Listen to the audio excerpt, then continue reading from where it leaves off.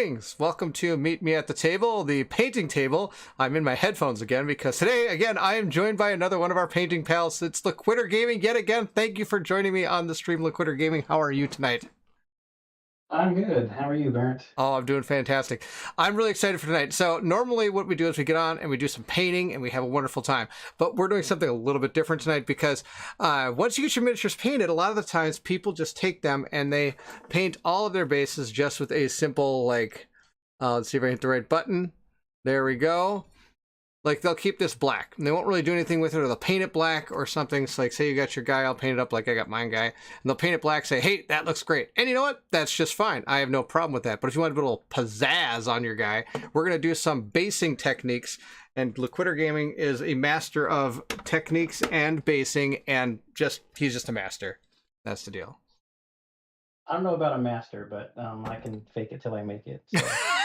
Fake it till I make it. I love it. So those that are here, we're going to be doing some basing. We might do some painting. We'll see how it all goes. It's kind of all blends together here.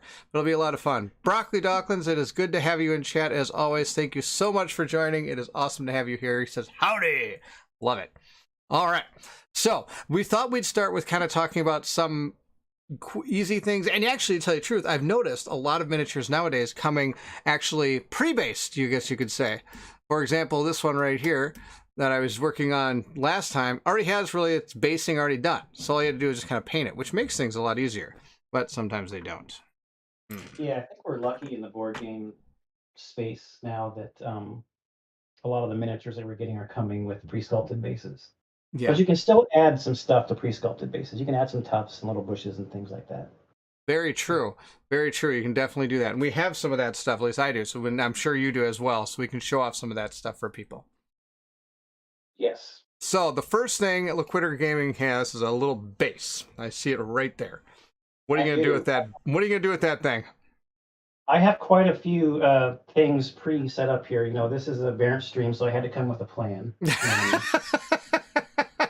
That's not usually very good, Loquitur. Sometimes that ends in tragedy. It does, actually.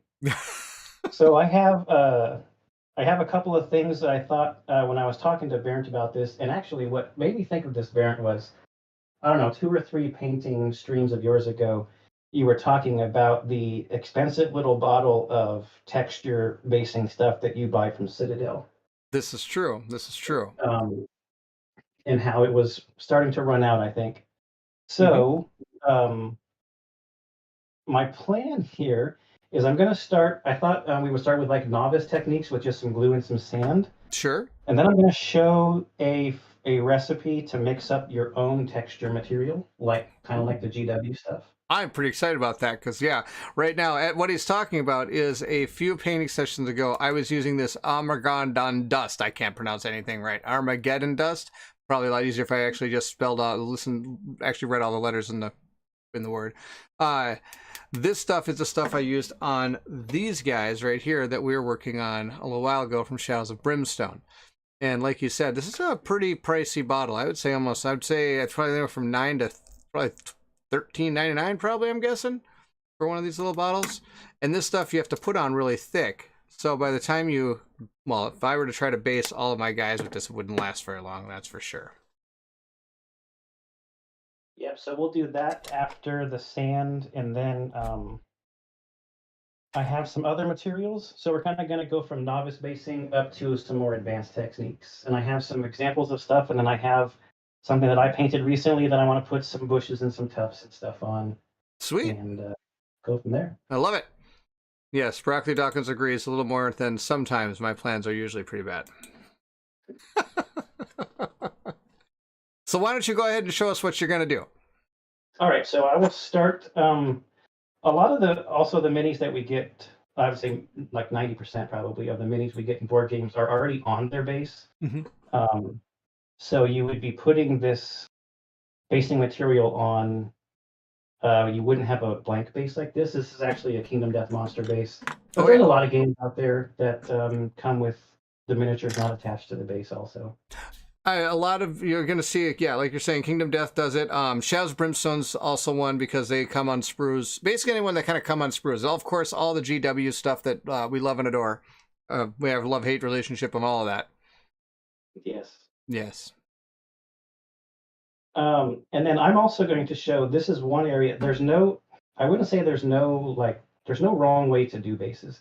And people have different methods. And there's one very striking difference between the way that Bernd and I do it. I like to do my basing before I paint. And I know Bernd likes to do it after he paints. This is also very true. I like to get my mini fully done, and then I just kind of sneak the basing right in there afterwards.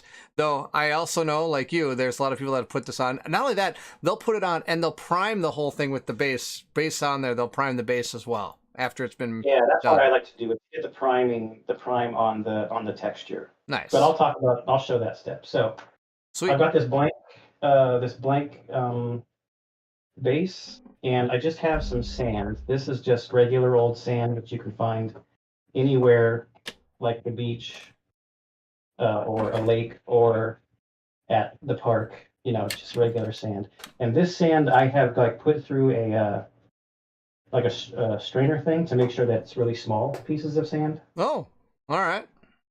If you want, you can have other sizes of sand in there, like little pieces of rocks. Or some people will have different containers. They'll have one that have little tiny little bigger pieces. Or some people actually also use kitty litter. I have never done that. I haven't either. To get little larger pieces of what looks like rock, and then put smaller grit on there. Now, as you're saying, you got that. I actually have, as you can see in front of you, I've got one kind of like that. It's made up of all different kinds. I've got this one that's got a whole bunch of little bigger ones. You can see them in there. Yes. This harkens back to my Warhammer days, back when you tried to base an entire armies and wanted to do it real cheap. Another one that's a different color, same type of texture though. And then I've got this one, which is actually from Citadel itself, back in I think probably 2000. So do not look at that price tag. It is not true. I'm sure this costs a lot more now. Like $40 now. I'm just joking. I don't know the actual. I don't either.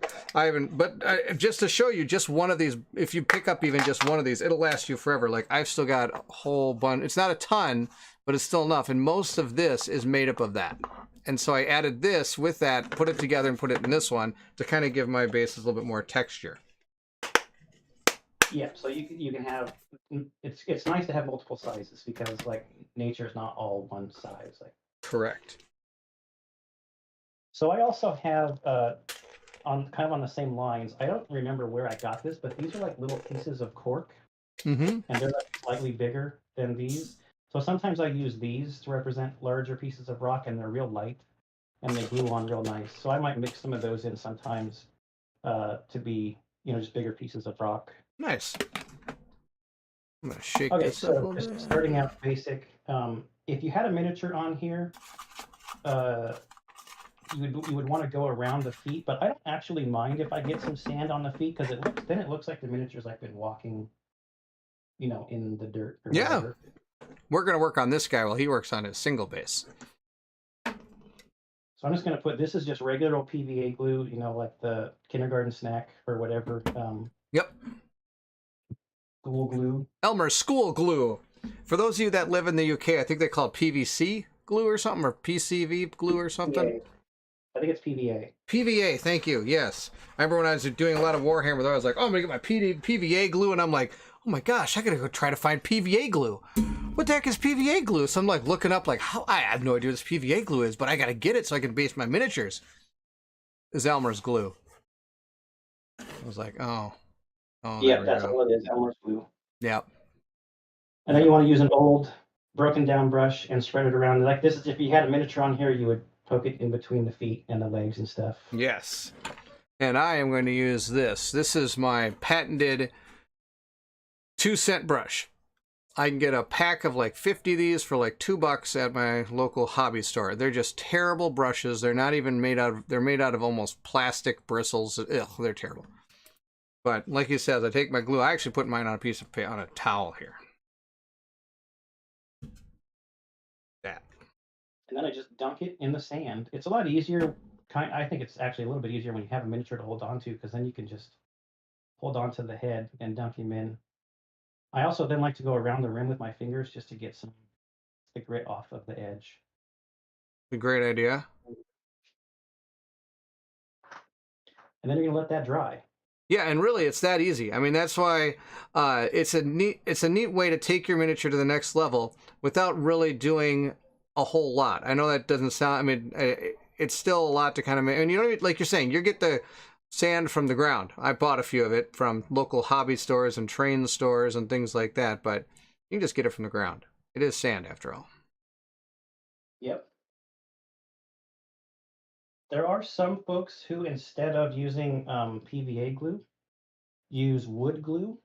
So like this kind of stuff, Gorilla wood glue. What would be the benefit of that? It's a little more tacky and it sticks better. Oh, huh. I'll zoom in a little bit more here. Because I'm gonna do another step. So some people will stop here. That'd be where I stop. Yeah. That's where I stop. If you want a little bit more protection, I'm gonna show one more step. Please do. So I have one here that I did before.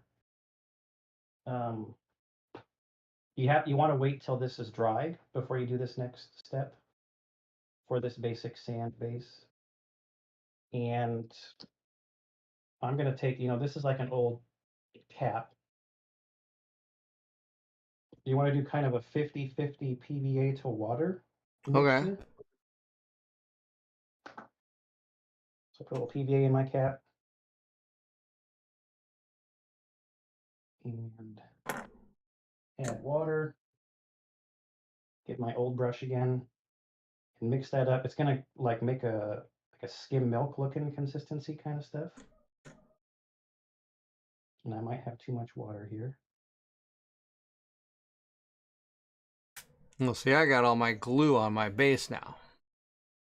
It's good to go. The age-old snack, yes. Oh, here we go. Ryan is here. Howdy, howdy. Just watched Steve and Kim. It was a nail biter in Marvel Universe or Marvel United.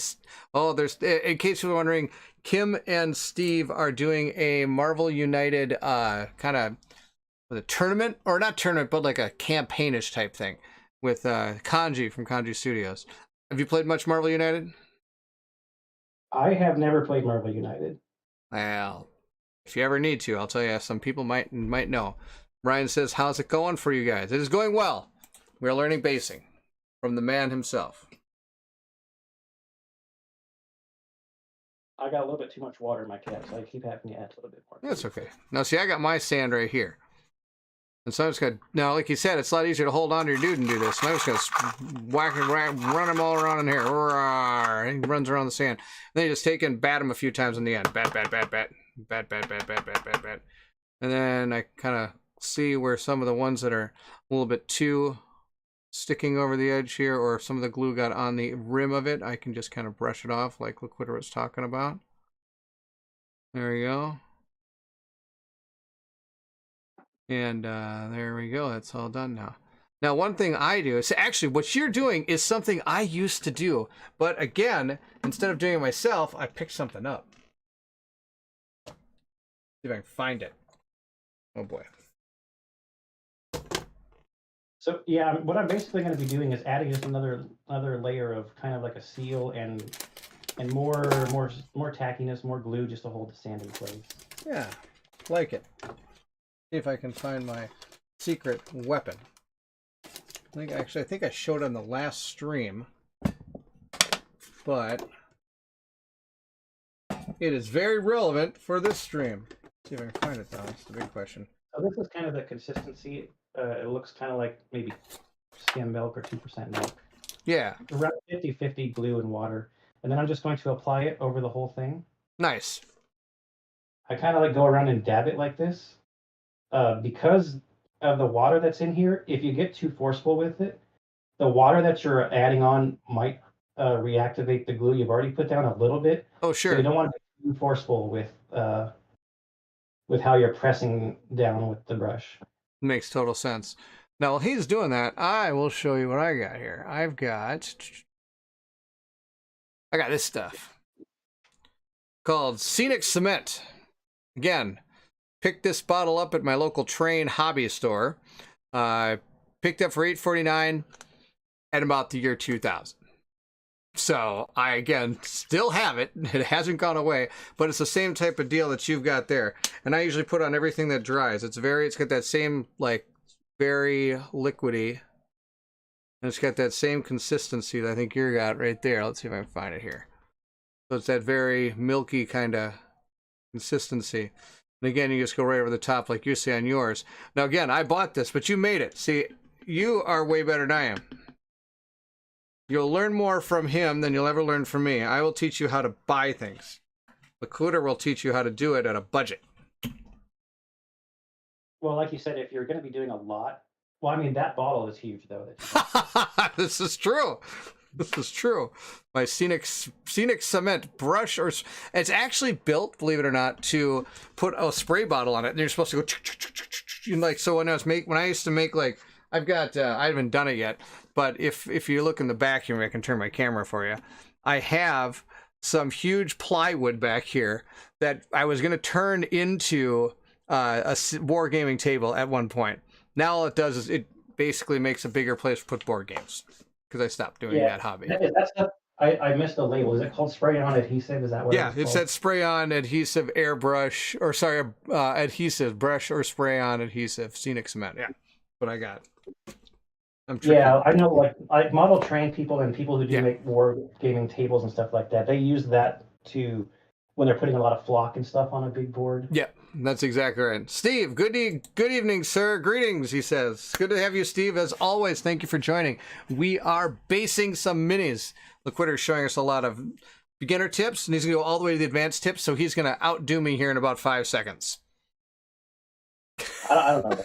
Because I'm pretty beginner. Like I've always said, the reason I started these was I wanted people to be able to do stuff pretty easy and pretty fast so that they can get their minis on the table. But once you get at that point, it's time to take some next steps and make your minis really pop. That's for sure. Yeah, that's why I thought it would be good not to just like get right into the advanced stuff, but start with like, hey, if you want it, just that very first, this is where you should start. Start with white glue and sand. Yep, and that's what I've done here. And this is what my little dude looks like. White glue and sand, and he's on the base. And I'm not even going to prime it. I'm just going to leave it just like that. I'm totally happy with that. It's got a little texture in there. It's got a little different colorations. And then once I get that, there's a couple things you can go from there, but I haven't got that far yet. So now you've, is that one fully sealed already? Yep, so I've applied the skim milk to this, and then this is going to have to dry. It's going to have to dry for quite a while. Basically, what needs to happen is all that water needs to evaporate, so that's going to take a while. Then after that step is when I would prime my whole miniature. And I have a miniature here that I've done exactly that. So this is like a this is a Kingdom Death Monster miniature, but this is the way that I zenithal this one was dark brown and then tan, so it is zenithal primed. But this base is exactly this. That's all it is. It's the sand and the fluid, and then primed, so it's ready to be painted. That's pretty sweet. So when you zenithal prime, just in case people don't know what that is, that's when you you start with a dark color all over the base, but then all over the miniature. But then, if the sun was beating on it, you'd hit it with a lighter color from the top or something, right? Yes. Yeah, I've never done that. I don't do that. A whole nother step. Less steps, more minis painted. That's my theory. Is that the right theory? Okay, so now I'm going to do the recipe for texture basing. Nice. And that would be taking the place of something, again, you could pick up from Games Workshop or GW Citadel paints, like this stuff. I've got these things. I've got multiple colors here. I've got Martian Iron Crust that's going to make a red base. Do I have something with that on it in Reach? Of course not. Why would I have anything? No. That'd be a no. That'd be a negatory Ghost Rider. But I do have some of this. I did the Armageddon dust on these guys. Right there. Okay, so this is again going to be maybe some household items, but you might have to purchase one thing, and that thing would be spackle. Oh, spackle. You might have some spackle around the house, but if not, it lasts quite a while. Yes. It's going to be spackle, glue, sand, and then paint. So the other good thing about learning recipes like this is, if you notice, Bernd held up 2 different colors of ground material. What you can add paint to this to make it whatever color you want. Mm-hmm. All you have to do is just remember exactly how much you kind of used and with what to make it look at least similar in. So if you actually come back to it later to add minis to that set, let's say, then you might want to make sure they're the same. You got the same type of color in there. Yep, that's correct. You're going to base yours pink. I'm kidding. Yeah. I'm totally kidding. Yeah. A lot of spackle, or I don't know, maybe all the spackle that I get out here in my Home Depots or whatever, it comes pink and then it dries white. Really? I guess I've Yeah, never bought just like- spackle before. Just to let you know that it's dry. That's actually pretty awesome. What do you know? I learn something There's every day. A little tiny bit in just some kind of mixing cup. Oh, I got mixing cups. I work at a surgery center. I've got so many med cups, it's out of control. That's for sure. And then I'm going to add some glue. And I'm going to guess this is an exact recipe. No. This is just like how you cook savory foods.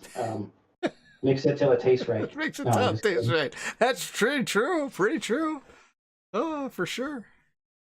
I think it's about half and half glue Okay. and spackle.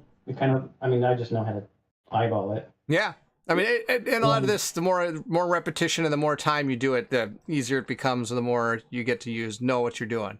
That's for sure. Yep. And then the sand, you'll want to add sand until the texture that you get in it looks as textury as you want it to. Ooh, there's a word. I think I invented the word textury. I'm going with it. You're the lawyer. That just means I can argue until people believe that it's a word. I'll go. That's why I'm not going to try.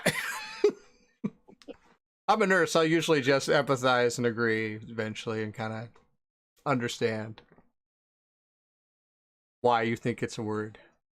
And I'm going to throw a couple of drops of some dark brown in here. The last time I did this, the brown came out a little light. Okay. I actually painted over it anyways, so. And you're just going to mix that up. Wow. Take notes, everybody. This is the way to do it. I'm going to take notes tomorrow when I watch back my own stream. And I'm learning something every day. So I think I want a little bit more bumpiness, so there's more texture. Yeah. You want texture because that's what's gonna. If you decide to paint it, the way that Bernd showed us he's not painting it, so I'm gonna end up dry brushing it. So Okay. you want the texture so that the dry brush has something to be picked off on, if that makes sense. Yes. That's a weird way to say it. Picked off on. Picked off on. Totally get it. Kind of like watching football and a quarterback throws a bad pass. Not good. So I think this is ready. Can you hear it? It's kind of crunchy. I'm going to go with yes, kind of. All right, so now I'm just going to take a little bit on my stick and put it right in the middle. If you had a miniature on here, you might want to just do a little bit less because you probably want to work in between Yes. the feet and stuff. And with this stuff, the way you want to work it around is take one of your old nasty brushes and you want to get the brush wet. Okay. And you can push this stuff around with the wet brush. Oh, okay. So yeah, with this stuff, I don't use a wet brush. I just grab dead brush again and go to town with it. Except I will be a little bit more liberal because the stuff that I have is actually technically paint, so I don't mind using an actual I use a brush. I'll never use my good brushes, but I'll use a brush. So like I'm just going to use, so just to show you, he's going to do that. I'm going to use my technical paint I got here. And this stuff comes in this kind of form. It's not going to pour out because it doesn't do that. It's just this clumpy stuff that's just going to go on. I'm just going to put it right on there. But I'm going to use a brush and kind of pat it down and push it around a little bit. just like Loquitter's doing. But Loquitter's all done because he doesn't have a miniature on like I do, so I don't have to be careful. The other thing you can do when you're at this step, and if it looks like you want a little bit more texture, you can always sprinkle some more sand onto this. Oh, It'll stick. that's a neat little trick. And I might actually push a couple of these pieces of cork in here for like some bigger rocks.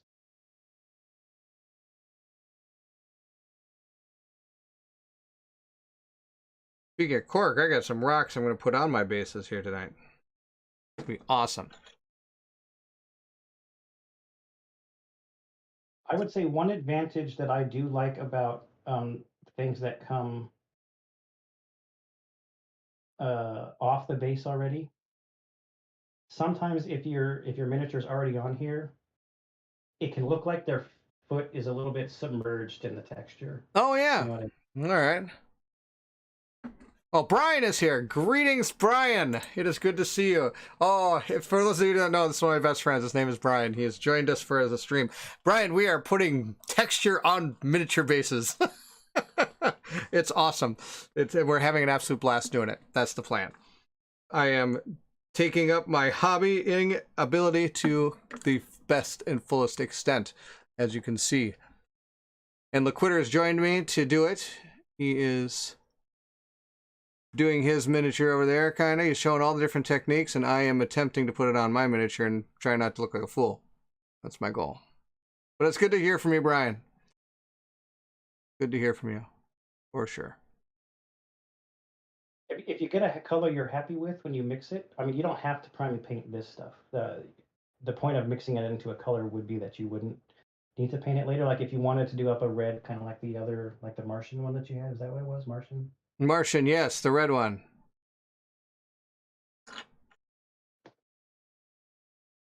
So then I would let this dry. These kind of need quite a while to dry. Yes, this is for sure. That's when I was done with these. Normally, I had to let them dry in order to show people kind of what it did the next time. Yeah, even the GW technical paints take a while to dry.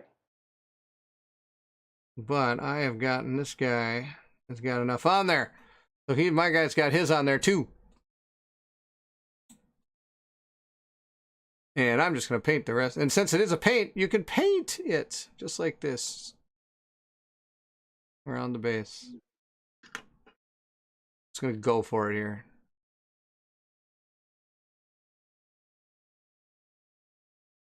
Get all the way around. There we go. I don't put sealant on this one because the glue that got added to the recipe is kind of like the sealant for the spackle. Sure. I'm going to show a spackle thing a little bit later, and I will talk about sealing that one because it doesn't have glue in it. Okay. I guess, you know what, that totally makes sense, especially since it's such a thick, liquidy, I shouldn't say liquidy, but it's literally already a paste coming out on itself. That's the deal. Steve asks, is that a thicker paint you're using for basing? Yes, it is. It is a thicker paint. It is actually a technical paint for basing that Citadel makes. Or, as we just found out, Loquitur has taught us to make it with what you used glue, sand, and a paint color. Nice. And there you go. The 4 things you can find at your, right around your little corner store, most likely. Brew Geek says, I dig the Vallejo texture pastes. Slap it on and jam some cork and rocks or skulls or whatever into it. Dries nicely and has several colors if you don't want to paint it. I didn't know that. I have to check out some Vallejo. I haven't seen Vallejo yet. They do a lot of really good things. Vallejo does. They do. I really like their paints. I like Vallejo's paints. I think they are the company I bought my airbrush paints from, is Vallejo. Those are the people. I will have to check out Vallejo Texture and see what it's up there. And, oh, Brian's wife is also here. Jeannie is also, and it's nice to meet you. So happy painting, thank you. I hope the hobbying is going well. Jeannie is a hobbyist in her own right. She does massively awesome scrapbooking stuff. I actually have some here. Let's see if I can go from the top. Oh, that's not the top. That's terrible. She does like these. She makes me birthday cards all the time. So like I've got one right here. This is from the Eckers. She like makes all these cool birthday cards. I think I got another one here too. Where'd it go? But I keep them up back here. I kind of keep a lot of stuff that reminds me of friends and family back in this area. Got another one. Where did I put it? Oh, I think it's back here. This one? Nope, that's not it. That's for my kid. Here it is. This is the other one I got. Right here. I can go over here. Nope, that's not it. There you go. Another one. Weep. Pretty cool stuff. She scrapbooks. It's pretty neat. She's really good at it. Really good at it.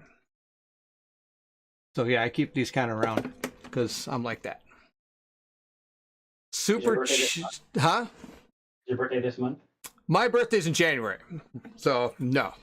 Funny enough, actually, Jeannie's birthday is a day before mine. See if I got that right. I got a 50-50 chance. But I think I'm right. Brew Geek says super cheap compared to GW. Oh, I didn't know that. The Vallejo one is cheaper. That's good to know. I will have to definitely check it out because I do spend a fortune on those paints for sure. That's pretty good. And Steve says, so I can make homemade texture paints from items at the Home Depot. Sweet. Yeah, Steve, you and I just learned that today. I did not know that. How about that? The things we learn.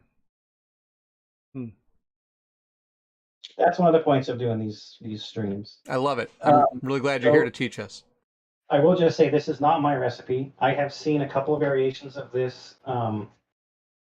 I know I saw it on Vince Vallejo. He has a painting channel. I think it's Vince Ventrilo, maybe Vince Ventrilo. Yeah. And I also saw a guy has a channel, Eons of Battle. He does a lot of basing videos, and he's used recipes like this in some of his stuff. So it's I've seen it around. It's not my recipe. You know, I guarantee you, absolutely everything I've ever done in my life, I'm probably not the first person who's done it.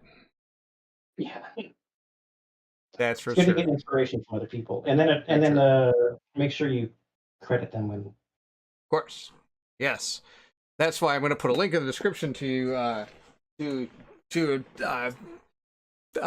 channel. He does a lot of painting things there as well, along with gaming, of course. Does some awesome games as well, which is pretty fun. Oh, I forgot. I was going to say at the beginning. I have an announcement. If anybody's been following the history of this over the last 3 months, sure. About 2 hours before the stream started, my Oathsworn arrived at the front porch. Okay, so for those that don't know, I think Loquitur Gaming is the last person on Earth to receive the #1 game of 2022. And I haven't even opened it yet because I had to eat, get my kid washed up, and get ready for the stream. Oh, that's hilarious. Oh my gosh, I can't believe it finally came, and of course it's today. Well, I guess we'll have to have an Oathsworn painting time sometimes coming up here. Yes, I might be doing a marathon on Saturday. That'll be awesome. So if anybody's interested in seeing some great Oathsworn minis being painted, check out Loquitur on Saturday, for sure. Oh, and Jeannie, okay, I was right 1 day before. I was right. That is true. That is true. Ah. Your 50-50 chance worked out. It did. It did. I have to give myself at least a 75% chance because I was pretty sure that was right. Visit says, congratulations for getting Oathsworn. Thanks, Visit. That means... Now William doesn't make fun of me anymore. That's right. Now you only have... you have to get to chapter 7, which is where I am, I think. Colin and I are going to try to do chapter 7 tomorrow. We're not sure, so that's why I haven't put it up yet. But otherwise, we're going to do it on Monday. That's be the plan. Wait, yeah, the story. We've decided to split them now. That's the deal. Because they could just be... We did the story and the encounter all on Monday, and that was about a 4.5 hour stream if we took out the extra hour we put in there and stuff like that for setting up and lunch and stuff. It was pretty sweet. But that was a lot of fun. I had a lot of fun. For sure. Brew Geek says, Oathsworn is on fire! And that's true. It's true. So what do you got next? Okay, so after either of these two dry, so either the sand, just plain sand method, or this texture method, they would get primed, and then I'd have my miniature. I still probably would paint the entire miniature first before I got down to the base. But then I would paint the base. The first thing I do when I paint the bases is I have a color. It's actually a Vallejo color. that I love to use for my bases, and it's called Earth, which you can't see very great, but it's called Earth. Earth. Well, you can't go wrong with Earth. I live there. So I like to use this brown for the base, and that's what this is right here. So this is the texture base that has been painted with this earth color. And this is if you're going to be painting it. If you're not going to be painting it like the one that Barrett had, you wouldn't have to go through all these steps. Mm-hmm. The next thing I would do is I would throw a brown wash on it, and I have been using this Agrass Earth Shade. This is the new formula of Earth Shade, Mm-hmm. Which has been theorized to be that the new shades at GW have been formulated kind of like their contrast paints. They act a little bit different than the old stuff, and in perfect GW fashion, they used to be in these much bigger pots. Yeah. But now they're in these smaller ones for the same price. All right.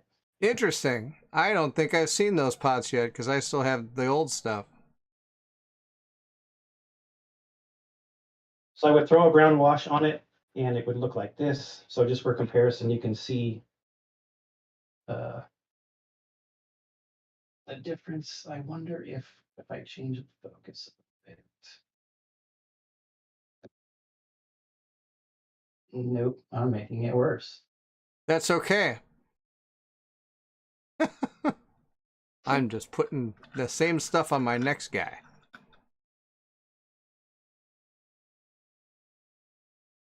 What the heck happened to my lens? Well, you know. Oh, I know what the problem is I'm looking at the stream, and the stream is delayed, so I'm rotating it when it's actually... That's hilarious. Yeah. Well, I'm just putting some more of that same stuff on the next base here. We're going to get all three of these guys done tonight. And then dry brush it. I dry brush it with a lighter brown. Okay. That makes sense. Or you could use the same brown, I guess, because you've darkened it with the wash. Mm-hmm. That would be fine. Yeah. I've got two of my guys done, and this guy's done, kind of. I got to do some secret stuff now. I'm going to go deep into my bag of tricks here. See what I can find. I'm going to switch this to autofocus. See if that plays nice. Autofocus is usually my downfall. Yeah, it is for me too. We shall see. Sure. What I'm going to do is I'm going to make a rock for one of my guys here. And I got a rock right here. Look at it. It's cute. It's a rock. It's not a rock. I lied. Not a rock. It's a piece of cork. Cork makes the best rocks known to man. Believe it or not. Once you get these things painted up and looking gray, they're awesome. Here's some good stuff. I've got some cork stuff to bring out in a little bit. I even got a whole line of cork here if I wanted to rip stuff apart. And the cool thing is you can rip these apart and then glue them on top of each other and make bigger rocks. It's kind of neat. Cork is cool. Cork is rock, but it doesn't look fully like a rock yet. It still kind of looks gray, so I got a plan. We're going to take some white and we're going to dry brush that on there because dry brushing makes rocks look awesome. And then I'm going to use my secret technique.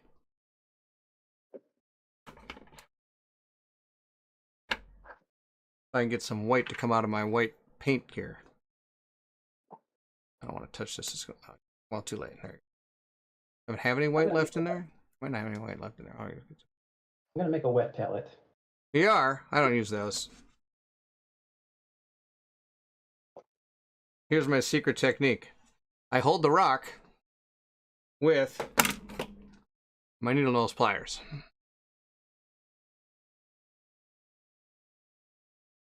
And then I don't paint my hand because I'm a genius. I'm just going to hit this with the white.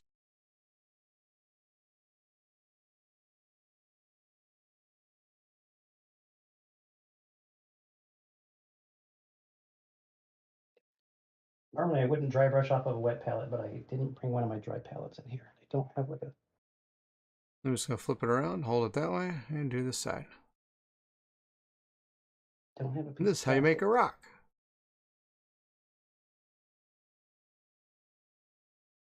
Ta-da! Rock. Whoops, almost dropped my weight on the ground. I got a rock. Looks pretty cool. We're going to put it on a base. What do you know? I dropped it on the ground. Oofta. All right. Last going off camera. I apologize. Let's see if I can get this done real quick here. I am just drying off my brush right now. Then I'm going to take some PVA glue, just like that. Put it back on my thing I have over here. Gosh, see if I can get it from the top. See if you can see what I'm doing. You kind of can. So I got my rocks over here. I'm going to take my PVA glue. There we go again. And we're going to take the miniature we're going to put this on, which is going to be this guy right here. We're going to do this guy. We're going to get some glue and put it on.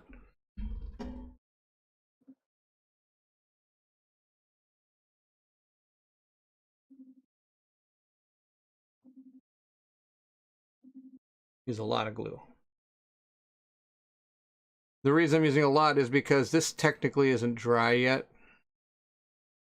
I would hate to push a lot of those rocks around. That's the deal.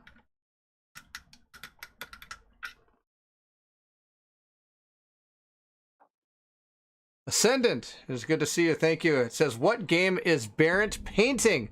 I don't recognize the figures. That's because, first off, it's multiple games, and two, it's because one is a game I haven't played yet. But thanks to my wonderful Patreon supporters, we have gotten both characters we are going to use painted and ready to go, and I did it without anybody really even knowing about it. This is the Berserker from Massive Darkness 2. I have Colin's Kickstarter copy here, and I have decided to not let him have it back. That's my plan. So I am going to do a playthrough of it, and then he's probably going to come and do a playthrough with me too sometime. But now I'm just going to put this rock right on the base just like that. It's going to stay just like that. Brew Geek's got it. MD2 is 1. That is correct. This is from Massive Darkness 2. He's the Berserker.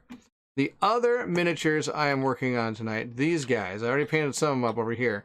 They are from, if I can find it, here it is. I'll hold it up in just a second if I can actually get it here. And boom. It's the Feudal Village from Forbidden Fortress, which is also going to be coming back hopefully sometime. Maybe in November. That's my goal. So I have to get all the miniatures done first. And there is a bunch of them. I've got half of them done, almost. So what you got going on over there, Loquitur? I just dry brushed the lighter brown onto this, and you can really see the texture popping out on it. And I did the makeup brush, dry brush. Which is something I still need to buy. I haven't got around to doing that yet. So this is where I would call a lot of my miniatures like done with the base, unless there were like some rocks or something on here, some larger things that needed to get painted. Sure. And maybe dry brushed. I totally get it. That's fantastic. But then there's a lot of other things that we can talk about. So Bernd already brought up cork. So I have some cork stuff here. And I bought this forever ago. This is just like a rolled up piece of cork. Oh my gosh, that's a huge piece of cork. Yeah. I think I got it maybe at Office Depot or something. That you might make like a cork board out of this. Okay. So what I do with that is you can tear little pieces off of it. And if you want to tear them down into super small pieces, you can to make little rocks. But you can also make bigger rocks. And what I've done here is I glued two together. And it looks very square like this. But it's very easy you just like take your fingernails and you can like pick at the sides and it curves it out a little bit and it makes it look more natural. Okay. So it takes a little bit of time, For sure. but you just keep picking at it like this, and it's already looking a little more natural. Yeah. And then you can use those little parts that you got down there for little rocks.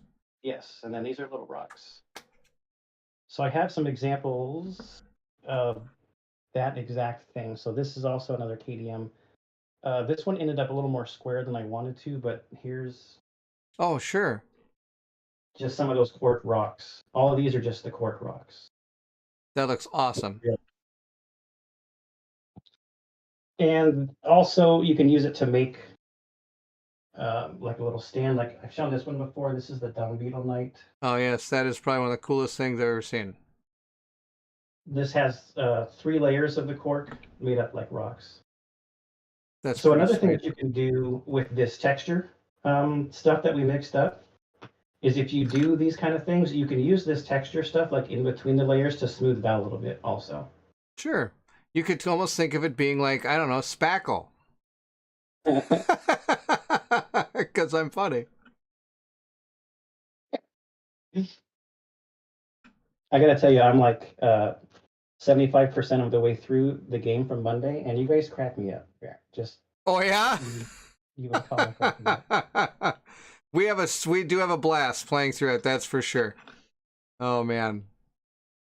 It's a lot of fun. And the game you were trying to think of when you started beatboxing was Lands of Galzier, I think. Yes, it was, and I am getting that game soon. It's shipping in theory. I'm excited for that one. It's like a little adventure game. Okay, so you can use rocks, or you can use cork for rocks. Another thing that I actually do like to use, I do not remember where I got this. I think I actually got this at like Michael's or something. Sure. In a little tiny bag that didn't What are cost that those? much money. This is slate. Oh. This actually is rock, but it's super light, and they look awesome. You can super glue these to bases to get some nice looking effects, and you could just glue them on like this or without painting it because they already look cool. They do. Or you could paint it, and they're not heavy, which is, I mean, they have some weight to them, but they're not super heavy. They're like really light.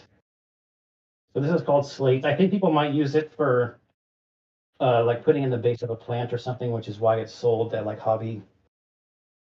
big hobby places, not like our kind of hobby places, but like Right. Michael's and stuff like that. Yes, we So have what? We have Michael's, Joanne Fabrics, and Hobby Lobby are the 3 kind of big ones that we have. now I think I'm going to go into some slightly more advanced things. Like if you really get into basing, and this is going to be more for miniatures that do not come on their base already, or if you can separate them from their base. Which is a technique. You can separate miniatures from their base that are already on there. Most of the time, they have been put on there, or there's something connecting them, and you can physically take X-Acto knives and get them off. So it's not like these things are the end-all be-all once they're on there. I would not do. I would definitely start with a miniature you're not too in love with if you want to try to do that at first, because you could slice a foot off. Yes. Or your finger. I'm not sure which would be worse. I don't either.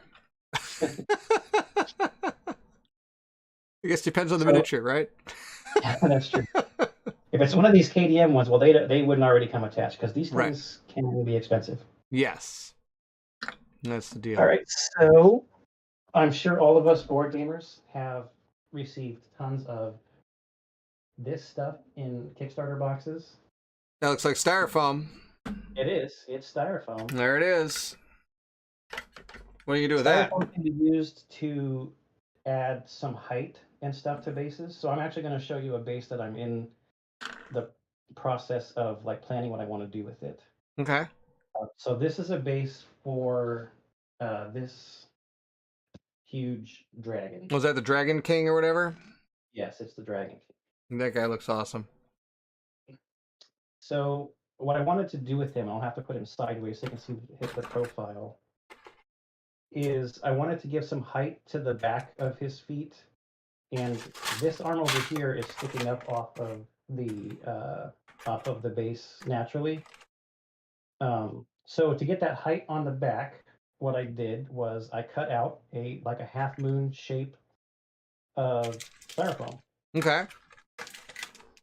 But styrofoam is super absorbent, and it looks really weird sometimes because it might cut kind of strange if you're just using like a hobby knife or a utility knife.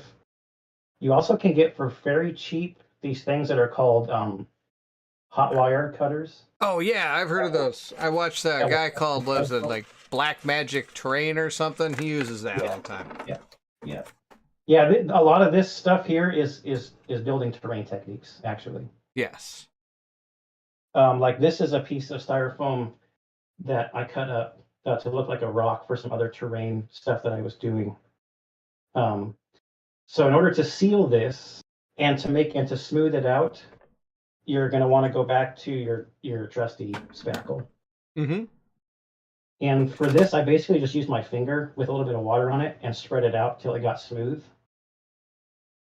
But this time, not like when we did the texture thing, there's no sealant also in the spackle, and spackle can be pretty absorbent. So you're going to want to seal this, and there's this thing out there that's called Mod Podge. I got this at Hobby Lobby for $3.99. Everyone can see. Yes, I have some of that somewhere. Oh my gosh, where? I have no idea. Yeah, a water sealant and a glue. So the next thing I'm going to want to do with this part of this base is put some Mod Podge on it to seal it. Now, if you wanted to, you could add some black primer into your Mod Podge if that was going to be what you wanted to do. Or you can mix colors in with the Mod Podge also to get color on that sealant. I'm going to be painting it anyways after that. So I will just apply the Mod Podge to this Okay. part of it. And then for, like I was talking about, for his other hand, the hand that's kind of like sticking up over here, I want to get like a rock or something to go under there. So another thing that a lot of people I've seen use on bases when they're trying to make a nice base is they will use something like this. This is pine bark. Pine basically. bark. Yes. If you have pine trees around you, you can find pine bark out in the forest or out in your yard or whatever. If you do that, I would seriously let it dry. But I got this for super cheap, like $4, a huge bag of it at like the garden department at a store, because this is basically used like mulch kind of, or like in a planter for plants, or like to fill the flower bed in front of your house or whatever. Sure. I think this particular bag was called like forest floor or something like that, but it's pine bark. That's basically what it is. Interesting. And once these get primed, like painted gray and dry brushed, they look like rocks. I mean, if you can see the texture and stuff on this one that I'm turning around. So what I think I'm going to plan on doing is I measured it out. I think I'll use this one and like glue it to the base right here. And then that will be a perfect support for his hand. It's kind of weird to put it this way, but you can kind of see like that. Oh yeah, that'll be really cool. Man, that thing's gonna be awesome. And then I may put another like rock back here or something like that between his legs. And then after I get those glued on, the next thing I probably will do is I'll go back to this texture paste and then texture the rest of this. And I may actually even texture parts of the rock, the big flat area up here, I mean. Sure. So kind of pulling some of the same techniques in with this.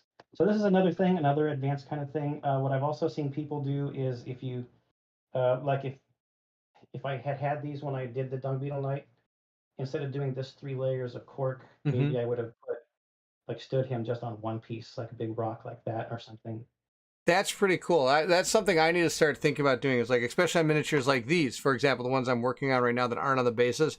You can actually physically put those miniatures on the like rocks that you're creating, which makes them really get like this neat effect of them being up on top of something instead of just running across this like flat surface. You know what I mean?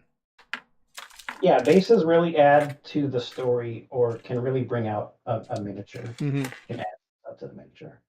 That's for sure. Now, while you were doing that, I was basically finishing these little guys. I put another rock on this guy. And then I've got these little things that I picked up. They're just little tufts of grass. And so I just stick them on my bases while this paint is still wet. And they'll glue in there just like that, just like these did when they were all said and done. It works out really well.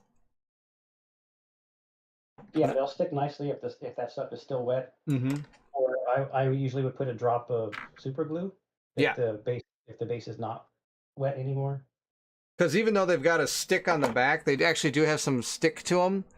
The stick doesn't really work. It doesn't keep them on the base at all. At least that's what I found. So since Bernd brought up the tufts, I actually did not bring my... Don't worry, I got you covered. I got tufts. I brought a couple other things. So I do use tufts, but I also like to mix up on the miniatures with some of these little green... I bring out tufts, and Loquitur Gaming just takes it to the next level. Well, I like to mix it up. I like to add both, so it looks like different kinds of vegetation. Sure, for sure. Like on the hand here, there's some tufts along with one of those little bushes things. Mm-hmm. That's really cool looking. But they have the different types there. The only other type of thing I've got is I've got this stuff. This is moss. It's not Randy Moss, because he pays with straight cash, homie. I don't know if anybody knows that quote, but that's one of the most awesome quotes from he's ever said.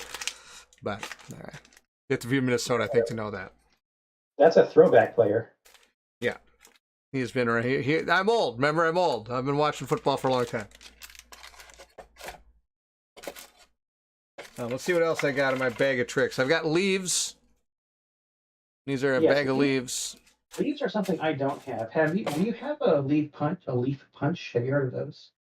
Nope. I just bought a bag of leaves. I'm blanking on the company that makes them. It might be oh geez, what are they called? Green Stuff World, maybe? I think Green Stuff World makes these little things that you can punch leaf shapes out of either real leaves or paper or something. Brew Geek is agreeing with you. Green Stuff World, he says. That is where they're from. Yeah. You guys are all amazing. This is great. I'm telling you. Meanwhile, here I am just slapping some paint on it. And some like made up rocks. You guys have all the answers to all this stuff. This is really, really cool. Thank you for teaching all these awesome things. So this is actually something that I got for free that came with the speed paints that I haven't used yet. So this is called Summer Undergrowth. Oh. It's like little mossy stuff. Yeah, I think that's what's in my little bag. Army painter stuff sent this with it. Yeah. I haven't used too much of this. This seems like something you'd use really on big base type things. Yeah, like maybe that dragon base, because that thing is huge. Yeah. Oh, I forgot about these. I've got this back there. I've had these forever as well. I don't use these very often. I try to use these. Almost done with them. These are my flowers. I've got flowers. Oh, real good when you glare. They're just same things with tufts, but they have little white and yellow things. You can pull them off and stick them on your bases. I always put them on the really mean-looking monsters so they got some flowers around them. Circato is here. Hello, Circato. Thank you for joining. We are basing our miniatures tonight. Loquitur Gaming is teaching us some wise techniques that way out surpass myself. Brew Geek says, I'm more geek than Brew, apparently. That was awesome. I don't always do this. Like on my Trudvang Legends, they came with nothing on the base, and I wanted to get them done like super quick, so I didn't want to go through. Because even this sand method, it can add a day. Sure. Yeah. because the water has to dry out Mm-hmm. of the sealing part. True. And I was actually going to share one other non-basing related tip. So I recently just started using these because I don't have any of those Citadel handle things, Oh the yeah, painting tools. I got one of those. So I have these. This is just 1.5-inch dowel with this double-sided 3M tape cut on top, and it works pretty good to Oh hold the sure. miniatures. Yeah, I got this. I don't know where I got this. I got a friend of mine grabbed a whole bunch of like painting supplies. And he had an extra one, and so he asked me if I wanted it. I said sure. And I don't really use it that much. I really should use it more than I do. That's the deal. Cercado says, "Hey, that's amazing. I am basing my minis from Sword and Sorcery right now. He's using Brown Battlefield from Army Painter. I haven't looked at that. I might have to look at it. I'm guessing that's another kind of textury type stuff that Army Painter has made.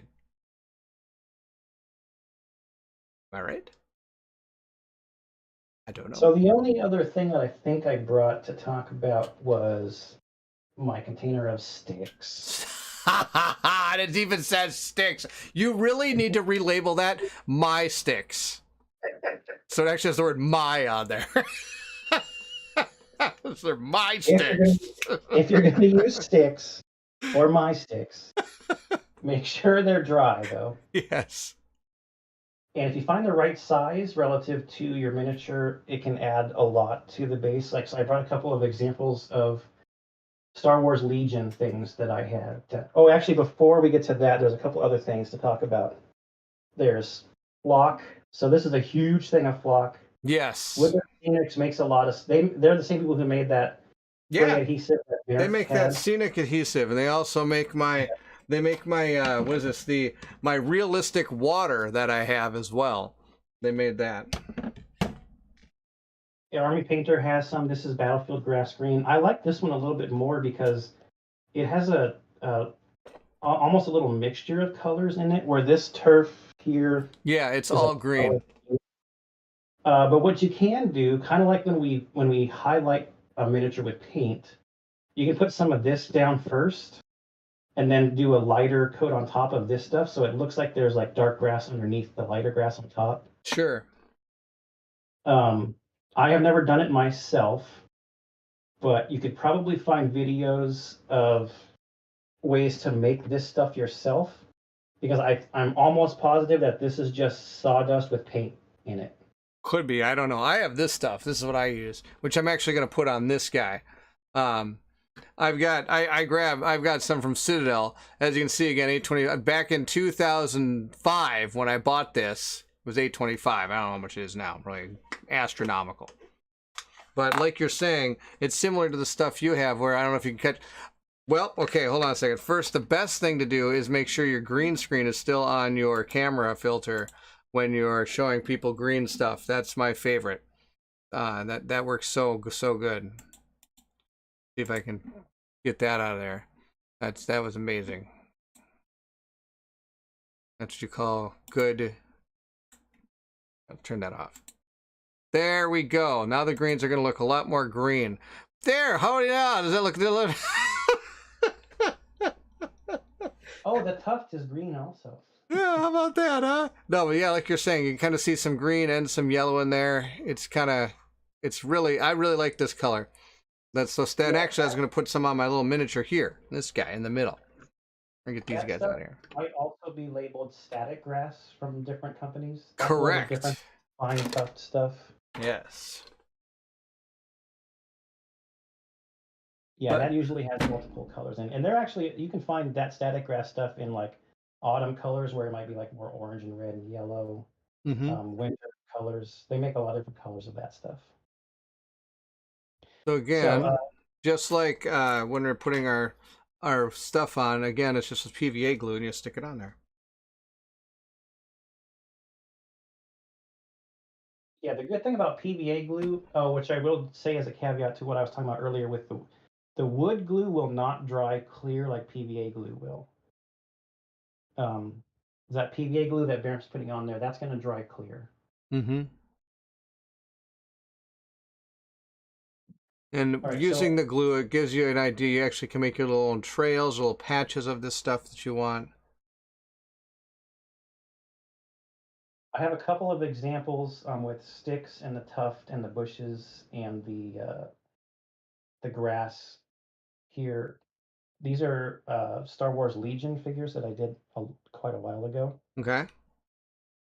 So this is kind of like a little walker Oh yeah. Wow. thing.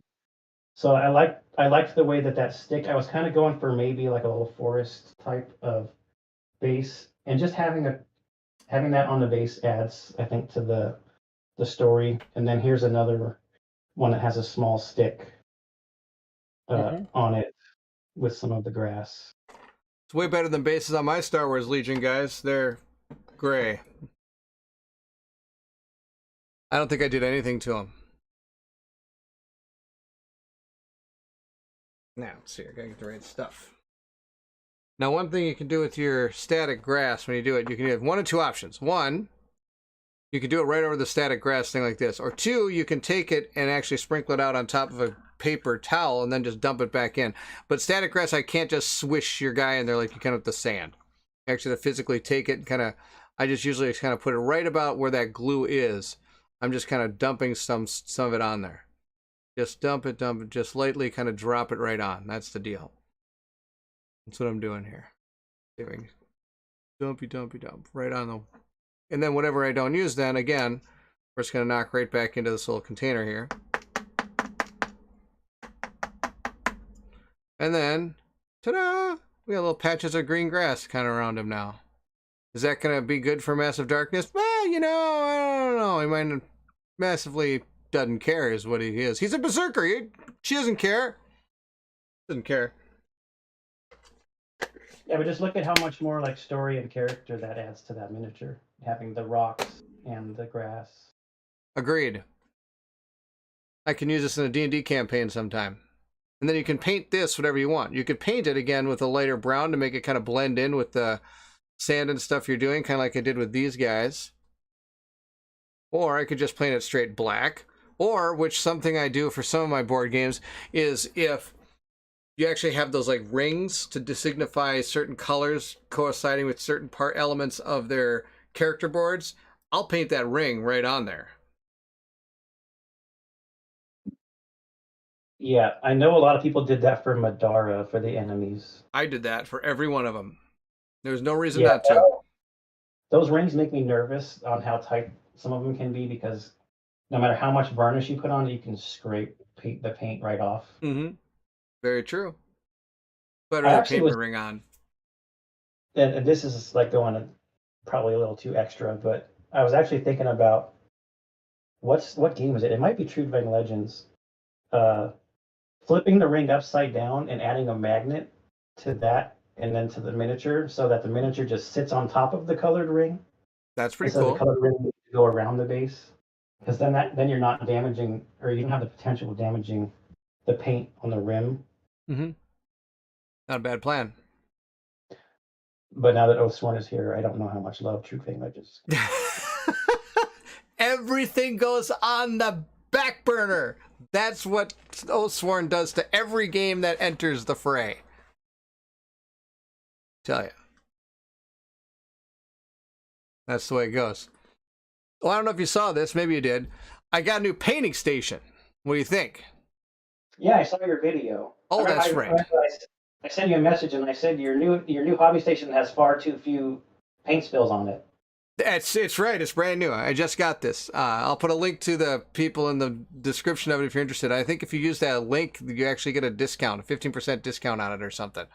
It's really cool. It actually, I don't know if people remember my old painting station, but I had like paints like pouring out of it all over the table because I didn't have enough place for all of them. But this gives room for every single thing. On top of it, has room for like some cool things like this guy here. Ahsoka can stand here. We got one of my washes back here. So even the bigger bottle stuff can actually fit on this thing. It's pretty sweet. I'm pretty excited about this thing. This is like super, super awesome. I mean, it fits all of my stuff. It's absolutely amazing. I love it. I'm gonna look into some of those, because I'm currently in the process of building a painting streaming spot down in the garage at my house. Because where I'm at right now is actually the same place that I record games that I play. Oh, sure. and it's a lot to move all of the painting stuff each time I want to try to stream painting I totally for get the it. game that I have set up here.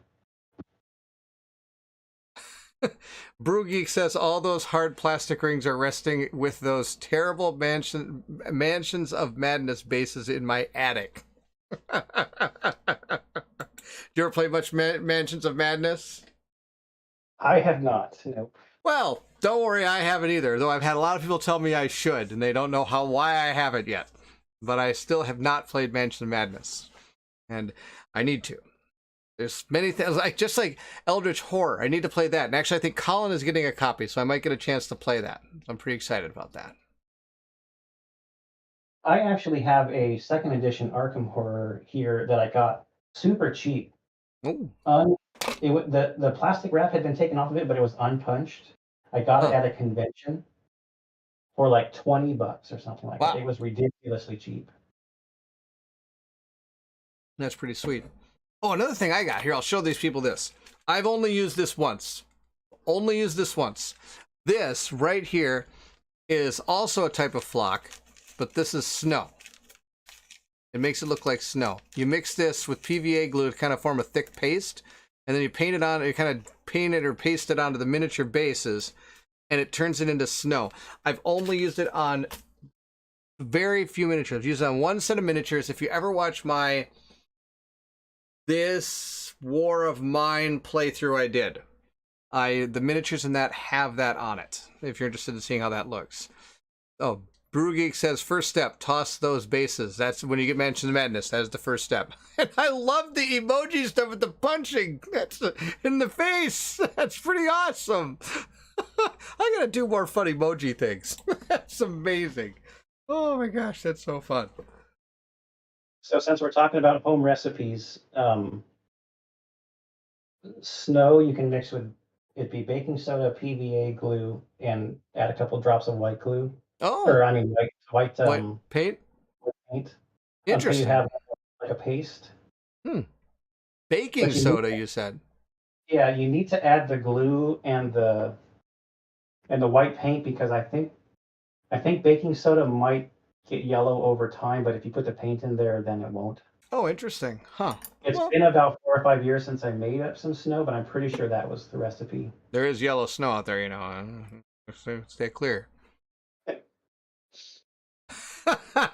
Steve says, just don't take that small bag white flock through the airport security. You'll find out what else that small bag looks like.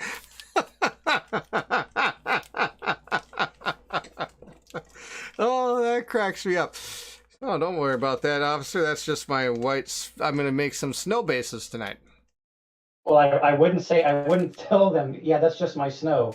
That's that's not gonna go. That's what I use for snow bases. Oh, that was awesome. That was amazing.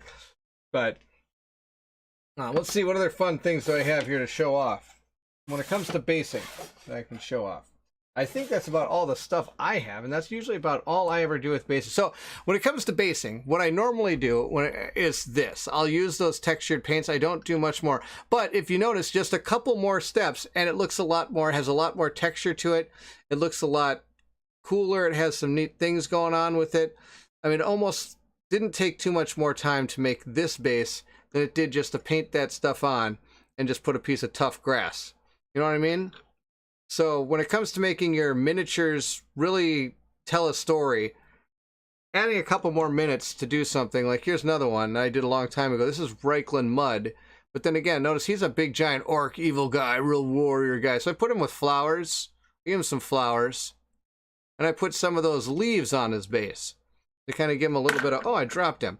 You get a little bit of stuff going on there. A little fun stuff.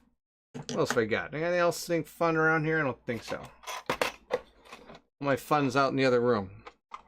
But here's another little orc dude. Here's another little orc dude.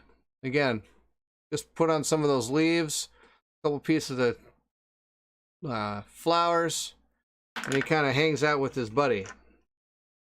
And they match, their bases kind of work together. That's the other thing that kind of is something to think about when you're working with your troops and stuff, to make them kind of coincide with each other. Now, like we're talking, some places come with their bases already, like, textured and ready to go. Like, this is just I didn't really have to do anything. I just washed it black. Yeah, and a lot of the board game minis we're getting nowadays have really nice sculpted bases on them. Mm-hmm. So I was going to. I think that's all of the stuff that I had to show off. I mean, I did bring this too. I guess I can show this real quick. So I recently did a video about playing things that are called miniature agnostic games, which are games. They're like rule sets that you can use any miniatures that you have in your collection. Yes. And one of the vlog that I did about it was kind of like, hey, we've got all these board game miniatures that we've spent time painting and making look nice. We finished the game. Now what do we do with them? Yeah. It's like, well, there are these things out there called media agnostic games, and then I made a video of one of the games. It's a sci-fi game, PlayStation 0. Yeah. And that rule set cost me $18 for the physical book and the PDF. Nice. Like, yeah, I saw you. I saw that on your channel. I saw how you're showing off how you made some of the terrain and stuff for it and things. Yes. So all of these same techniques can be used to make terrain. So I did bring an example of a piece of like terrain that I made. So this is just on a cardboard base. And then these rocks here are just this styrofoam stuff covered with the spackle to smooth it out, and then the Mod Podge put on it. Oh, sure. There's this. I used the sand method to get all of this texture around it. There's some of that dark green flock on here. These are some of the little small slate rocks like throughout the middle. And these little tiny rocks in here are just these little pieces of cork that I just filled everywhere. That's amazing. That's true gaming right there. That's okay. That's what it's all about. But I just brought this as another example of all of these techniques that we talked about can be used to make like terrain pieces. Also, if you're going to be playing a game where you want to use terrain. Yeah, like if you're using it, like you're saying, in those games, or you use it for Dungeons and Dragons or any other type of, like, game that uses that. Like, I use a lot of that stuff. I don't have too much of it, for Dungeons and Dragons more than anything else. It really lets them feel like they're able to see the game and everything. Brew Geek says that looked like a Chronicles of Drunagor miniature. I just received it and started painting. Are you wondering if is that this one? Chronicles of Drunagor. Did I play that game? I did play that. Oh, yes, it is. Oh, I know what he's talking about. That's this one. Yes, that is a Chronicles of Drunagor miniature. You are correct. That's this guy. He's from Chronicles of Drunagor. He's also sometimes used in my Dungeons and Dragons campaign when I have to have my group fight like some, like, I don't know, ugly demon monster that wants to kill them. That's true. So yes, you are correct. You're 100% correct. These are Chronicles of Drunagor. These were really fun to paint. I was really surprised at how cool these guys were. These are pretty neat. I have to get back to that game. Colin and I played that game quite a bit. Then we kind of moved on. We moved to a different game. I don't know why it did that. What is that thing? This is the Sun Stalker from. Oh, that's the Sun Stalker. Oh my gosh, look at that thing. That thing looks awesome. This was This was me playing around with my airbrush. Love it. Learning how to use the airbrush. Love it. I have not done the basing on this yet, though. I've done the dry brushing over the texture. But I haven't added any of like the green stuff that I want to add. Oh, there you go. Thank you, Brew Geek. Yes, thank you. They're pretty awesome. I love those miniatures. They're really good.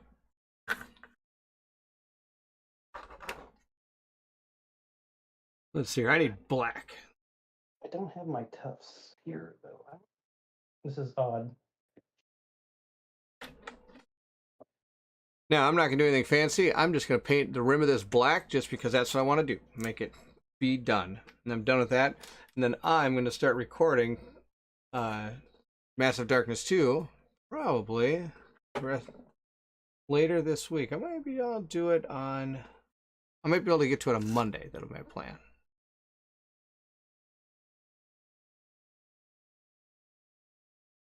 And so if you never know what to do with your bottom, the back of your base or the bottom of your base, whatever's left of your base after you put all the stuff on it, just paint it black. Totally fine. Yeah, I think it's that Venturillo guy. He has a quote that I've heard him say or him be quoted before. It's you can paint the rim of the base of your miniature whatever color you want as long as it's black. That's pretty awesome.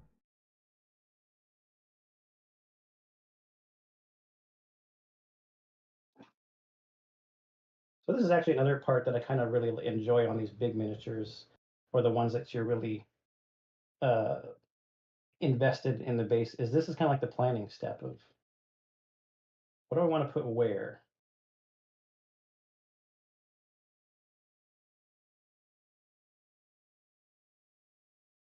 I can see that being a big step.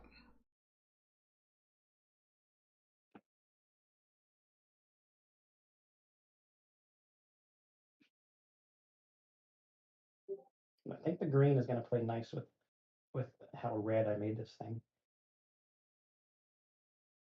It'll be like the Christmas guy. The Christmas Stalker. That doesn't sound like a good thing to be. Yeah, Christmas stalker. Different kind of stalker. That's right. I used the monsters from Descent 2nd edition.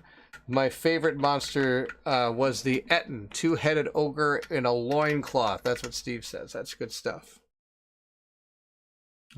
Brewgeek says, I really enjoy painting and it adds a lot of hobby value to these board games. It's a hobby within a hobby. 100% agree.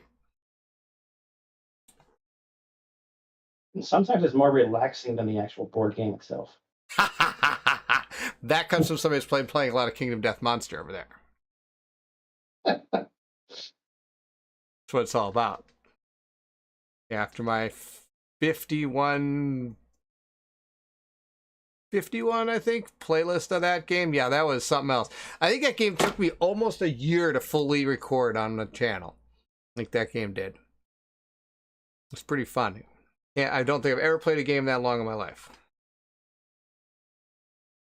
Did you get more of the stuff? Are you waiting on the Kickstarter stuff? From Kingdom Death Monster? Yeah. Oh, yes. There's nothing, that Kickstarter, I think I again went all in on it. So I'll be seeing it probably in the year 2038, but at least it'll be really cool when I get it. It's getting closer. The last update, he said he's starting to trade files back and forth with the printer. True. So it is getting close. This is true. What else do I have I need to work on? It's only 5 years late. Right. That's okay. See, his game is so good and his passion for it is so unbelievable that he's not delaying it because he just doesn't, he always delays it because he just doesn't, he's not where he wants it yet, which is, to me, just fine. I'd rather have that because the first game came out and it really shined because of all the extra work they put in to make sure that almost every card had meaning. And even when ones didn't, he then updated them, which is really cool. There's not too many where you just kind of go like, because, there's always those games you play where you're like, well, I could pick one of these 4 cards to upgrade my guy. I'm always going to take this one. Yeah, it's like there's choice, but not really. Right. Steve likes the Etten because it had a loincloth. Our wizard used Mage Hand to pull down the loincloth. One head of the Etten was ashamed of his nudity and the other felt free.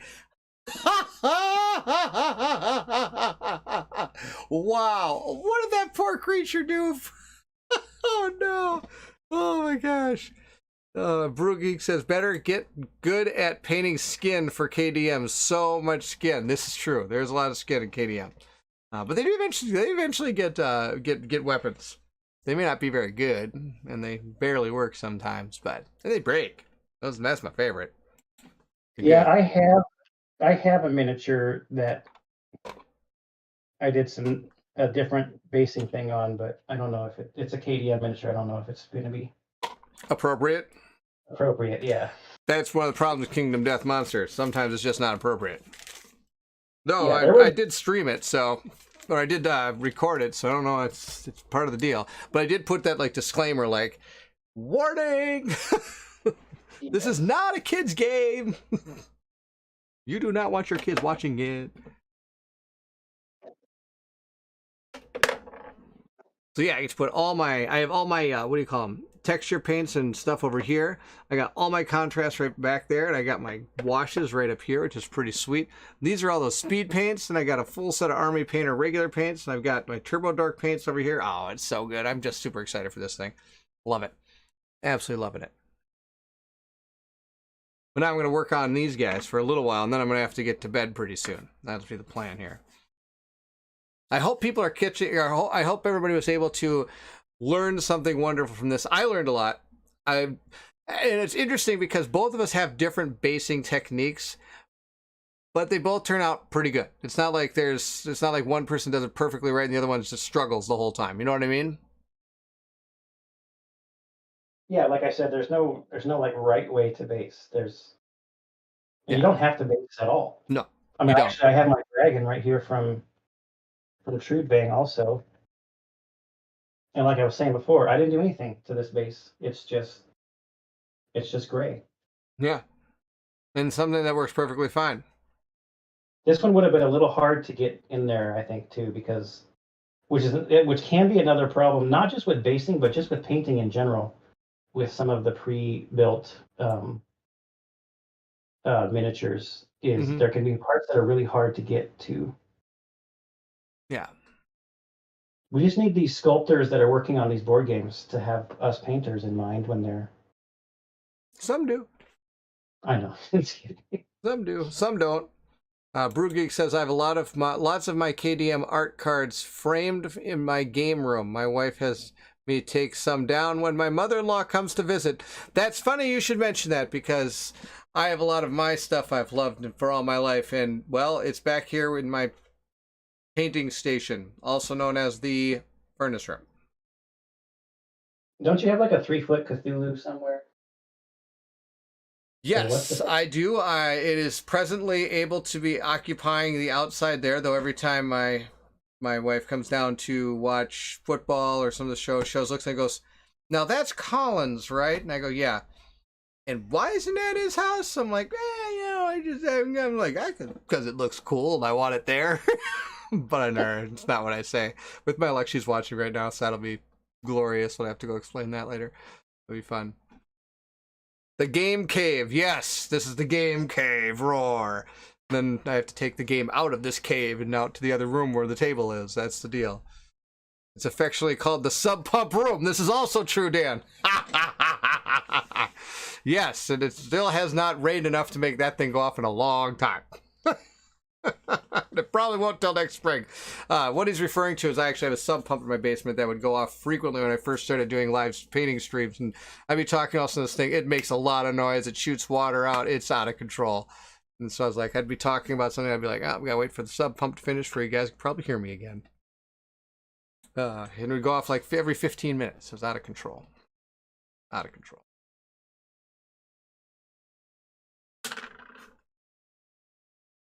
Now, what do you got coming up on your channel? Hopefully I'll be streaming some painting of Oathsworn. That'll be awesome. Do you do that with kanji sometime, or are you just kind of doing it with yourself? I have not streamed it. Okay. I have painted with kanji before, but we did that kind of on a Discord channel. Oh, okay, gotcha. Okay, that's cool. And I've got a couple more episodes of Stars of Ikarios already recorded. Nice. That I have to edit and post, but I'll probably be releasing those intermixed with the I want to play Trudvang and Oathsworn. But you know what, Barrett? There's so much stuff. I just saw the update today that ISS Vanguard has started shipping and arriving at people's houses. I know. I did not get a shipping notice yet. Maybe you can beat me to that one. I did not get one yet either. So we'll see. That's one I've been super excited for. So yes, it has been like There was I have to admit, there was a short time there was a drought in games that I really enjoyed or was looking forward to, and now all of a sudden it's like they're raining on me. Is the problem? Bad. I know it's a tough problem to have, isn't it? Real tough. I also just in the mail got Chronicles of Drunagor, that game you were just Yep. talking about. Uh, I don't know if I'm going to keep that one though. okay. There's just too much to play, so I might just try to resell it before I open it. I don't know. Yeah, it's definitely a choice you have to make. We enjoyed it. I really like the cube placement of doing the different skills, and as you have to start covering up the cubes bases, so you get less and less like it. Your character gets weaker in that regard. That he gets less abilities to be able to pump out and stuff. It really kind of made you feel like, oh, I like an urgency to get through it, which was pretty cool. I like that. Kind of kept the game going. And then I, like you, I'm getting Isis Vanguard soon. I'm pretty excited for that one. That one's going to be really super cool.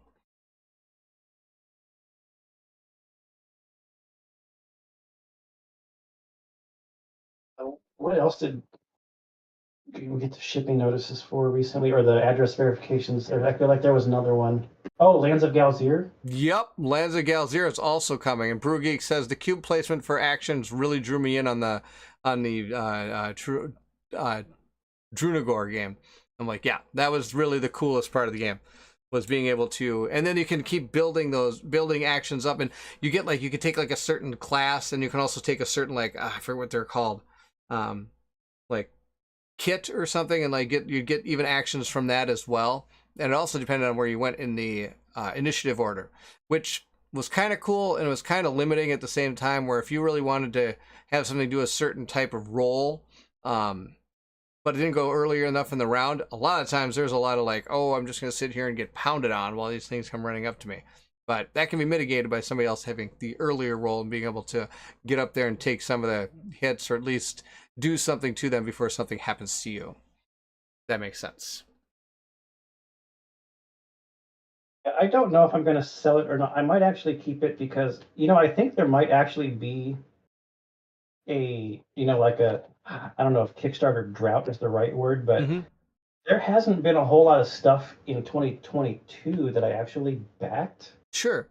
So I'm thinking maybe the latter part of 23 and early 24, there might not be a whole lot of new campaign games ready to be played. Very well. That could be very well. I will say, if you're doing Chronicles of Drunagor, I think what really hung Colin and I up on it was when we decided to do the side quest, because we didn't want to like get too powerful, like really like push through the game real fast. We wanted to experience it all. I think we should have kept going and not doing the side quest. Side quest was cool. Oh, I also like the big picture book where you get to choose different things to do based on the picture book. I think that's awesome. But the side quest was like a good 3, I think, episodes or 4 episodes long.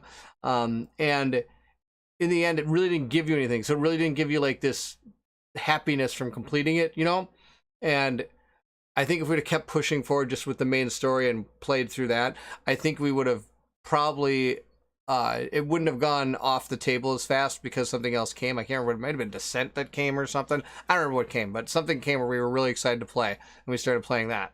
And we didn't look back at this game, but we're waiting for the new one to ship. There's I think it's a Game Found, I think, did the update for it, or it was a Kickstarter, one of the two.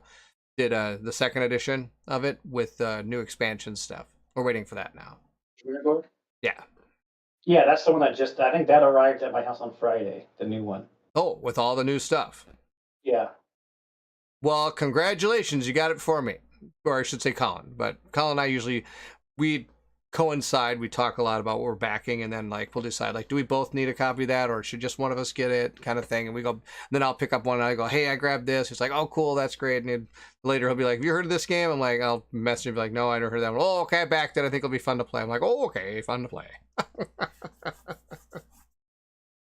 Really nice, works really nice.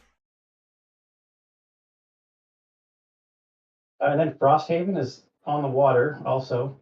Some of it is, and then there's more of it is shipping, I think, soon. So that's actually going to be a long campaign game. Okay. Oh, Dan, thank you for... Dan says Apocalypse, that's the new expansion, isn't here for Drunagor, just the first wave of it. So it's the original stuff that they'd already made. The expansion is delivering winter, early spring. About sub pump weather. I think they made updates to the base box. I wouldn't doubt it. I think they did. Probably, I wouldn't doubt if they kind of maybe went through the rule book. I wouldn't doubt in some of those things. My guess. But that thing's looking pretty good. I like the little splotches of grass you got in there. And Brew Geek says, y'all back the new arena, the contest. I'm painting the original game as I go through the campaign. Yes, yes, yes.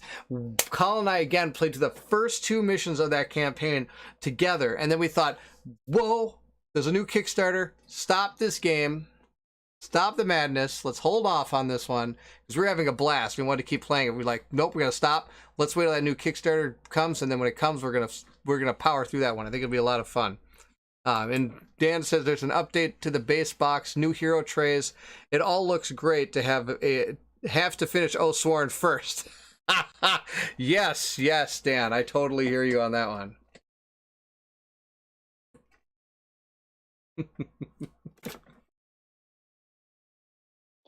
I'm probably going to unbox my Oathsworn after we're done here. That'd be sweet. I'm super excited for you to open that thing up and take a look at it. I'm actually, that's what I'm painting next is some of these guys. I painted some of the trees. I still have or these little things here. I've got 4 more of these I got to paint. So I got these 4 done we did last time.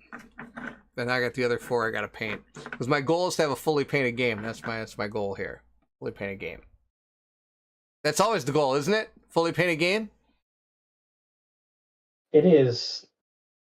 That's like the end of a project. Yep. So it's 1 box off of your pile of opportunity. This pile of opportunity, yep, and it just keeps growing. Brew Geek says, I really like the combos and teamwork in Arena. Yes, that's one thing that we really enjoyed too. We both played 2 characters, so it was really cool to have those 4 characters working together. And I liked how it had you can try to get this for extra, an extra bonus if you can get this done at a certain time limit or something like that. And it always seemed like it was so out of reach, but we were able to complete both of them, but just barely. And it made it so much more intense to try to get those extra bonus things done in Contest of the Arena thing to get it done. It was really cool. That's one I got. I'm excited for that one again. I totally forgot about that one. Thank you for reminding me about that, Brew Geek. I'm excited for that one. That'll be good. That'll be a good one. For sure.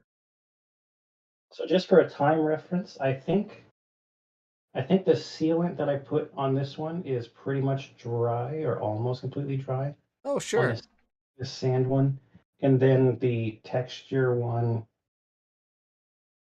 the top is dry, but I wouldn't be positive that the middle, the inside, is completely dry yet. Mm-hmm. So that was not too long, actually. No, that's not too bad. But it's still something you could sit down and work on a lot of them at one time and then just let them sit overnight and then you're good to go. Yeah, it's kind of like if I use washes on miniatures or something, you want to have another miniature there to work on while that one's drying. It's true. That's why I always bring a horde of miniatures. Next time I sit down to paint, I'll paint all 4 of these in one sitting till they look something like this. That'll be my goal. We'll see how close I get because if you watch that stream, I was just mixing colors into colors. I didn't care. I was just I'll make it look. Oh, we'll just try this. Oh, we'll try that. It was pretty fun actually. I had a good time. So let's see here. You started off by just putting sand on a base. Then you talked about being able to secure it down with kind of a lighter mix of it, very milk kind of water and glue together. This stuff here, which worked pretty well.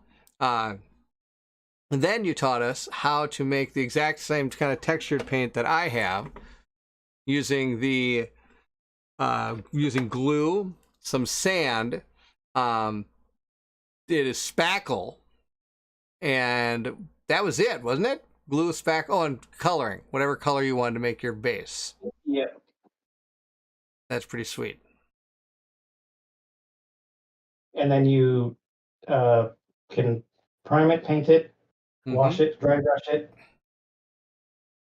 Yep, you can do what I do, or I don't do it. I just leave it right on. I just take it I just leave whatever it is that sand color is, I just leave it right on there. Or what Loquitur does, and he actually, what do you call it? Primes his miniatures with the base on it. Yep. To get it like this is a primed mini. Yeah, it looks pretty awesome. Then now when you go to paint the base, then wouldn't you just use like whatever browns or colors you want to, and just you could dump them in there. You can then dry brush it, whatever you want, right? Yeah, so that's where I would use that. Like my go-to is that Vallejo Game Color Earth. Sure. That ends up looking like this here. Yeah. And then wash it and then dry brush it, and you get nice. It's pretty sweet. I don't know if the autofocus on this camera. Nope. There you go. Yeah. I can see it. The dry brush picks up the texture. And that's cool. That's what dry brushing is all about, is picking up the texture on the whatever it is you're working on, which is pretty cool. It's a neat technique. And none of this, like we've said, is ever groundbreaking. It's nothing we've invented. You can find lots of videos on all these little techniques and tips all throughout the internet. It's just awesome that we're able to help bring them here so that people that are painting minis for their table can maybe take that extra step and put some basing stuff on them. That's pretty sweet. And if you're interested in seeing more stuff from Loquitur, I will make sure to put a link to his. I think I've had the link to your channel, I think, in all of my painting videos, but I'll make sure it's definitely in this one. And then because you do painting, live painting stuff too, don't you? I have. Yeah, I started doing live painting. Right. I think last month. I haven't done a whole lot recently because, like I said, I'm building the streaming area down in my garage. Right. So I just have it permanently set up. For sure. For sure. Well, looking forward to seeing that once it's all up and running. That'll be pretty sweet. Let's see here. Broccoli Dog. Loquitur said. Brew Geek says Loquitur's slap chop basing techniques. I love it. I love it. Slap chop basing techniques. All your stuff you ever need, you can find at Home Depot. And maybe Michael's on the way. And maybe Michael's. That's right. Some of that stuff. Broccoli said it's been fun learning some cool stuff. Thank you both for streaming tonight. Have a great rest of the week. Take care and good night, he says. Thank you very much, Broccoli Docklins. I think we're going to be signing off as well. We've shown you a few things. Hopefully take your guys to the next level, but never feel bad if all you're doing is painting black. That's totally fine. It works too to paint the bases black and play some games. That's all you got to do. Right? Yep. That's what it's all about. All right, well, I am going to have to sign off here. I think it's getting time to call tonight. But thank you so much, for Loquitur, for joining me, and everybody else in the chat. It's been awesome to have you. Brew Geek, good night, fellas, he says. Thank you so much. It's great to see all you guys there, everybody in the chat there. Lots of people jumped in tonight to say hi. Circado, Ascendant, Brew Geeks, awesome to see you. Thizits jumped in. So did the Eckers. It was awesome to see you guys. Ryan jumped in for a little while to say hi. It was awesome to see all you guys, everyone here. Steve, always a pleasure to have you here. Thanks for the fun stream, he says. And Dan, later, Mr. Blade. Yes, the Blade will be coming back. Don't worry. We might be doing some Old Sworn tomorrow. We shall see. We have to clear it, make sure that it works for all our schedules. But Colin and I might be doing the story tomorrow. So anyway, thank you again, Loquitur, for joining. It's been awesome to have you here. Yes, thanks for having me. And I'd be interested if people are watching now or going to watch later in the comments below, if you'd like to see more tips and tricks and stuff like this, because I have another idea, Bernd. We could do homemade washes maybe next time. Oh, sure. Yeah, because I just used the ones from GW, and I wouldn't have any idea to do it. But yeah. Oh, actually, you know what? I think I might be able to help you with that one. I have some inks here and stuff. Might be able to do that. That'd be kind of fun. We could do some that. Yeah, that's a good idea. If there's anything anybody hears from while we're painting around, and even when it's not one of these like technical or like teaching ones, but we're just painting stuff. Hey, how do you do that? Hey, how do you do that? Please leave that in the comments below. Or of course, if you're in the live chat, let us know, and we'll be more than happy to figure out a good time to get some of that going. It'd be pretty awesome. But anyway, I'm going to head to bed. I hope you have a wonderful time, Loquitur. Again, thanks everybody for being in the chat. It was awesome to see you. Now, of course, if you're excited to see anything Loquitur does, his stuff will be in the description below. And if you're excited to see everything on anything live or not, then of course I need you to meet me at the table. Thank you all for being here, Loquitur. Awesome to have you. Thank you for joining. Hoping to have you again sometime soon. Thanks again, Bert. Yeah.